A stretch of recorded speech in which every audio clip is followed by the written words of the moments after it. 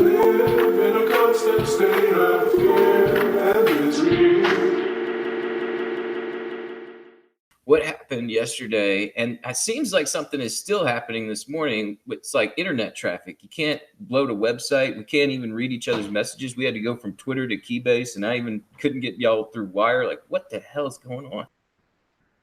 Oh, well, Wire is fine. I just wasn't looking at it. But what happened is because everyone has stupidly decided to use a rather centralized service called Cloudflare, which is a bane of many people's existence in information security. But basically, what happened is that yesterday they tried to deploy a new rule set for blocking.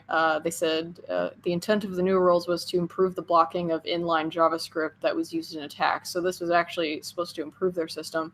But the consequence is that it triggered like a CPU exhaustion event. And so this was around noon yesterday, a bit after noon. And that basically, I think it affected 82% of, at the worst, traffic dropped by 82%. So it affected like a whole bunch of services and websites that were using Cloudflare. So that it also includes some cryptocurrency exchanges like Coinbase, CirclePay, Bitfinex, Poloniex, Itbit. Haven't looked at any others because I don't use any of these people, or companies, but yeah, a big deal. I don't know why people are still using Cloudflare for everything, but that's what happens when you just make one little mistake. Everything goes down for a day.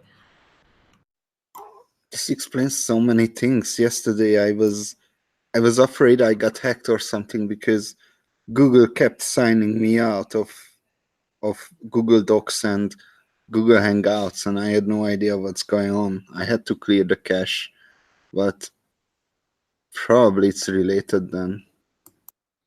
Yeah, like what I thought was interesting looking at this is like how it affected the whole crypto ecosystem, when really most of what went down was just analytics and logging stuff. And so like just those services crashing like brought down all of these sites. And that's just something to like think about, is like all of the stuff in this ecosystem is using this one company for data logging and analytics. Like that is a pretty big data mine of behavioral data in the ecosystem. Yeah, I mean, like, for sure, I was looking at it, some of the stuff, like where the CoinDesk tweet was saying some people were seeing like $26 Bitcoin on their ticker on the website. And it kind of makes you think like everybody using a singular service like this, and they just decide they're going to update to fix a problem. And of course, it causes a problem. And everybody gets shut down and the markets start to lose the spot price. You think some of those exchanges would fill orders that were definitely not supposed to be filled, because it's like that portion of the exchanges are like looking at a price, like an analytics set that moves their spot down? Well, I think we're already at the point where there's big places of liquidity that aren't going to get hit by that, and like more and more are going to come with institutions. But I'm just more worried about like all of this data on market participant behavior being concentrated in one like honeypot, like collected at one place. Wait, so Rick, you said someone on Coinbase was seeing Bitcoin that was priced at $26? CoinDesk, not Coinbase. That's where I was like, if it was an exchange, would that order get filled? Oh, yeah, CoinDesk doesn't surprise me because like it's CoinDesk, but yeah, that would be bad.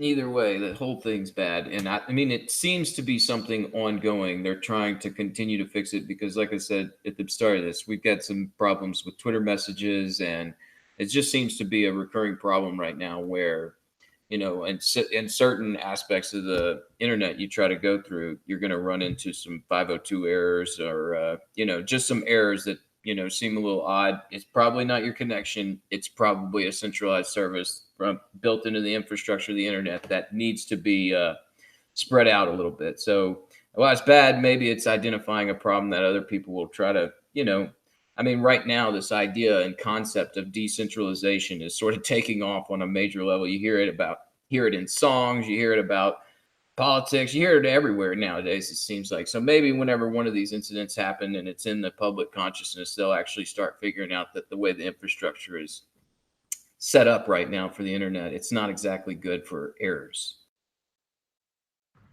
Yeah, and I just want to point out the end of their post that was kind of explaining what happened. Cloudflare says, we went on to review the offending pull request, rolled back the specific rules, tested the change to ensure that we were 100% certain that we had the correct fix, and then blah, blah, blah. We recognize the incident, like an incident like this is very painful for our customers. Our testing processes were insufficient in this case, and we are reviewing and making changes to our testing and deployment process to avoid incidents like this in the future. Yeah, might want to do that. Really hard to find all those problems in a bubble. All right, so what you got any more comments on this one, guys? Shinobi Nopar? I know it's something, where there might be some interesting angles on. Sorry, Yeah. go ahead, Nopar. I just wanted to say that the fact that the whole internet is using this service, or at least a big part of it, just tells a lot about web development practices. Like, get the thing done in as little time as you can, and that's how much it doesn't work in Bitcoin, because well, you see, the npm issues hacks are the exact same mentality in the minds of a developer. So if you just put all kind of third-party services into your application, then it's not the only thing that you have to worry about is your data. What you have to worry about is the security of your private keys, in case you're putting your you keep your money online. Mostly the services those are using Cloudflare, but also the things that the JavaScript wallets, right, or the Electron users, not Electrum. Electron is the let's put the web on desktop and mobile and go with that. So that's the idea. It's don't use JavaScript. I think it shows issues a lot bigger than just like web development. It's like fundamental architecture issues with the internet. I mean,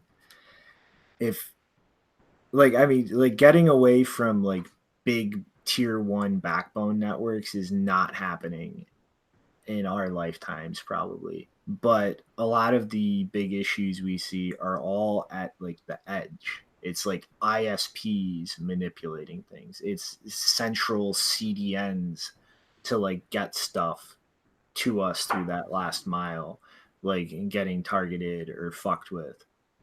And it's just all of these things on like the edge that we can actually try to address, like build out more distributed like CDN infrastructure, like let people like handle funding that collectively, or just like make better market choices and not Googlify like the whole CDN market, or like stationary mesh networks tiered into higher tier networks and just bypassing ISPs. Like we can fix a lot of these issues, but like they're serious issues that will take effort to fix. And it's like not just like web development. It's like this is core architecture issues with the internet. Like these are problems based on how the topology evolved, and a lot of them are actually within our grasp to fix. Yeah, my last comment is that I have a really great sticker that says fuck Cloudflare, and it looks like one of those CAPTCHAs that you get if you use Tor and come across a Cloudflare website. Come on, my last comment would have been let's not shit on Cloudflare because the thing is that they get to this market penetration means that they just provide such a good service for everyone who wants to use them. Yeah, and it creates huge systemic externalities for everybody. Like that's like something you actually need to sit and think about and address, or we are marching into a world where the internet is just a giant walled garden that the government decides what you can do in it. Oh man. Yeah, like it kind of reminds me of this meme I saw recently whenever, people in price action on Reddit and everything. There was like people talk about 10K support as being flimsy, and they had like a Cheeto through a lock to like try and keep a door locked, where if somebody just pushed on the door, it would obviously fail. And we've seen this stuff with like some hacks, like what was it, the Bitfinex hack, where everybody had the BitGo wallets on auto approve, and it like took a big incident for somebody to see, like, oh, BitGo is kind of a risk, and maybe similarly, now, like we're saying, in the public consciousness, people see this. Maybe Cloudflare will have some competitor crop up and make sure people are keeping their ducks in a row, because as somebody that was a civil engineer for years, where it's like you have to build something that withstands the environment. If I like stood back to look at the internet infrastructure, I would say it's like a bridge built out of toothpicks and those like Cheeto memes everywhere. So hopefully we'll start to clear that up. You see, one last thing, okay, left is that well, you can say fuck Cloudflare. It's Cloudflare's fault. What is it really Cloudflare's fault? It's more like the fault of the hackers those make Cloudflare to be needed. But is No. it really their fault? No, it's more like a architectural design flaw. No, it's the normies' fault. It's the fucking normies. We should have never let them on the internet. All right, the internet just doesn't scale. We found that out today.